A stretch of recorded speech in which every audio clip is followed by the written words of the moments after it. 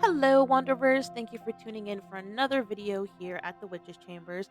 I apologize for the delay in posting another one. It's been quite the journey trying to figure out my recording and visuals and everything, but I'm pretty sure I've ironed out all the kinks, so I think all the videos should be good from here on out. So, without any further delay, let's move on to what we're talking about today.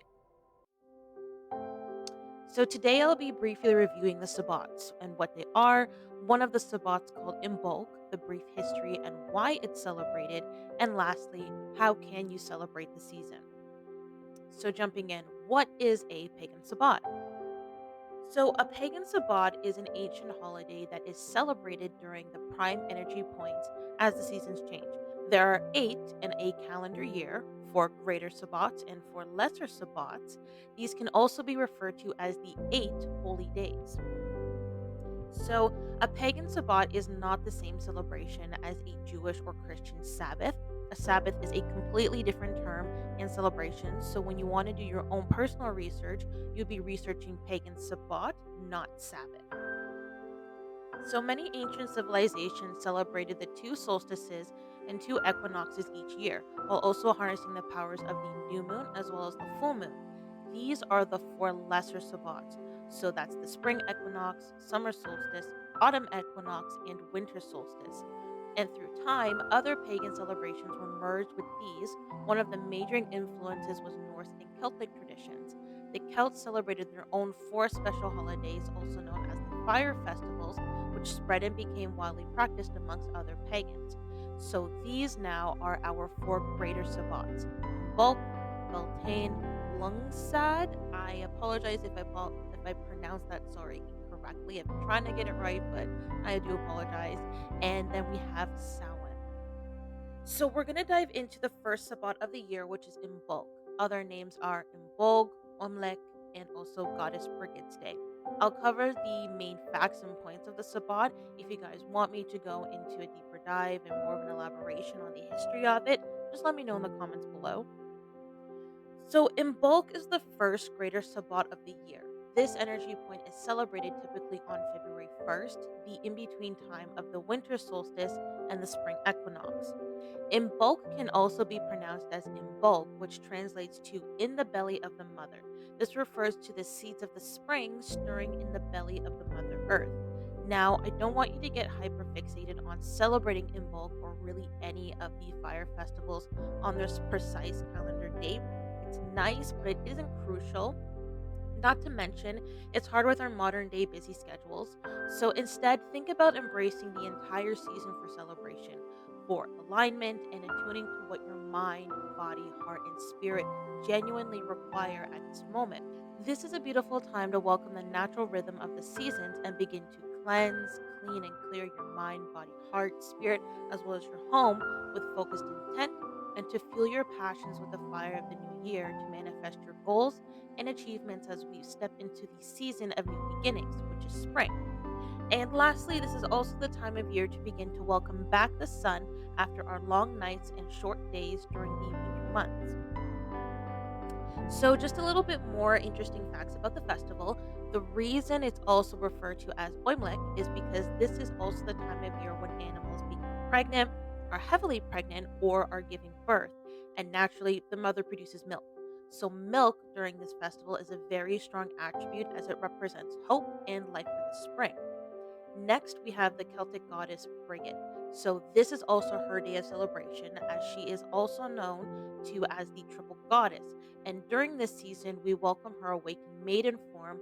So, we give her offerings of bread, cheeses, milk, corncob dolls dressed in white flowers, and Brigid's crosses are presented during a celebratory bonfire or circle casting with candles.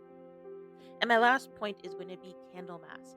There is a long history of Christians Christianizing anything that they didn't deem to be holy. And one of their many methods of converting pagans to their beliefs and traditions was to override pagan practices and celebrations with their own by Christianizing them. So, Candlemas is one of the many examples. Candlemas, or aka in bulk, is one of the many ancient pagan traditions converted into a Christian holiday overrode with Christian history and beliefs, however, still intertwining aspects of the pagan traditions that they deem appropriate to be practiced in their new holiday. So take a moment if you're enjoying the content, please like and subscribe. Also, comment below if you've naturally felt the need to cleanse during this time of year. All right, so now on to the fun stuff. How do we celebrate this amazing time? I've listed a few easy and cost efficient ways to celebrate the season, so hopefully you enjoy them. All right, so cleanse your home. Give your home a good cleaning. The clearing of all stale and stagnant energy will allow new and fresh energy to flow throughout your home. Next, I have wash your doorways and place cinnamon sticks on the top part of your doorway. This is to welcome money and abundance to flow throughout your home. And then I also have recanning your home.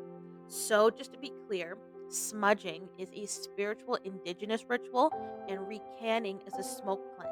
A lot of people use the term smudging when smoke cleansing their space, but they are very different. They are two different practices, and smudging is a whole ritual in and of itself, but recanning is also separate and more of like a quicker way to clean out your home.